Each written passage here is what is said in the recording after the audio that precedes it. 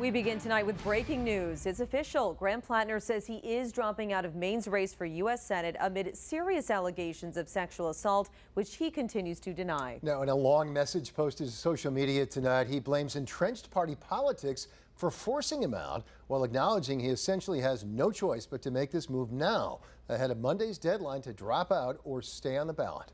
We are suspending campaign operations.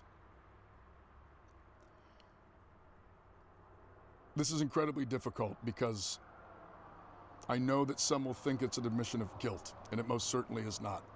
We're not doing it because of the allegations. We're doing it because of the structures that are being taken away from us by those in power. Now, the Maine Democratic Party is already saying they will hold a pop-up state convention to fill this vacancy. But the exact timing and details are still up in the air, including who will replace him. Fox 23's Julia Simone begins our coverage live in the newsroom. And Julia, let's begin with Platner. And this decision did feel inevitable as this week went on. Well, Greg, Katie, Platner's support already had cracks in it after months of allegations involving everything from a Nazi symbol tattoo to offensive Reddit posts to allegations about texting other women early in his marriage. But that support collapsed this week after the latest sexual assault allegations. And tonight, he's officially ending his campaign. But the brutal political reality is that they are going to take everything away from us.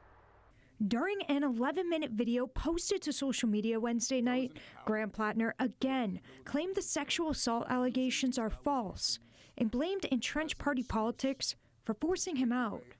But he acknowledged the main goal is to beat Susan Collins this fall. And despite winning the primary by a wide margin, he needs to step aside. We were asking for real democracy, and we did it the right way, and we won. But now the ball is in the court of the Democratic establishment.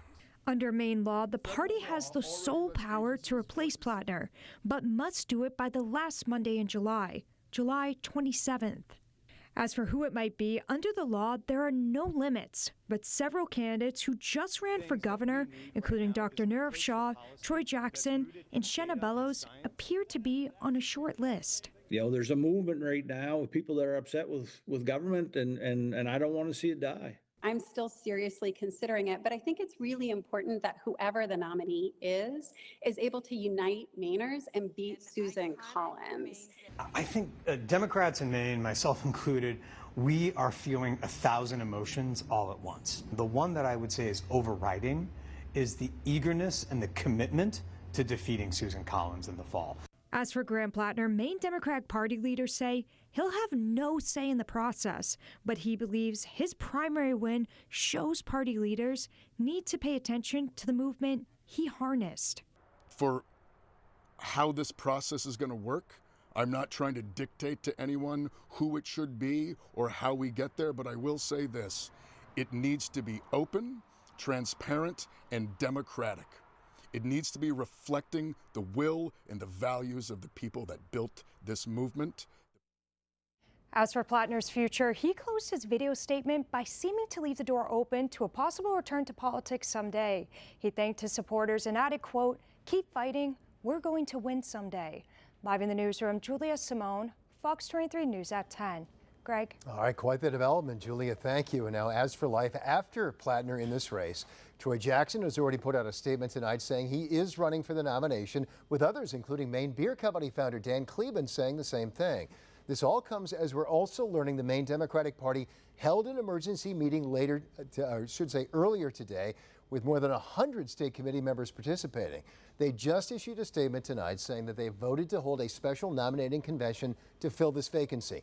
But as for when and how it's going to happen, that's still to be determined. In a joint statement, Maine Democratic Party leaders say in part, quote, "We will keep the public informed throughout the process. Transparency is of the utmost importance. We look forward to coming together and harnessing that energy around our new nominee as we work to defeat Susan Collins in November."